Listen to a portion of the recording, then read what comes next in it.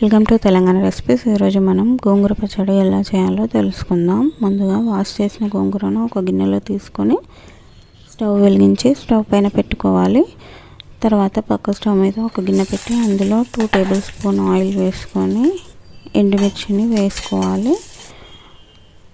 తర్వాత ఒక mixie jar తీసుకొని అందులో వెల్లుల్లి రెబ్బలు, వేయించిన ఎండుమిర్చిని వేసుకోవాలి. తర్వాత కొద్దిగా జీలకర్ర, కొద్దిగా సాల్ట్ వేసుకొని మిక్సీ పట్టుకోవాలి.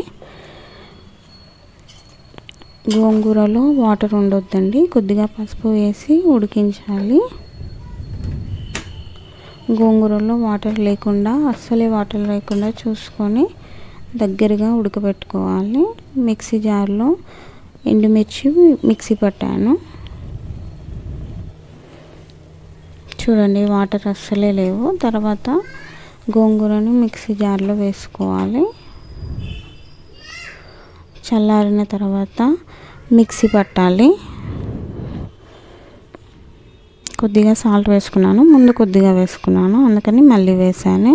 గోంగూర పచ్చడి రెడీ అయింది. మా వీడియో మీకు నచ్చినట్లయితే లైక్ చేయండి, షేర్ చేయండి, సబ్స్క్రైబ్ చేసుకోండి.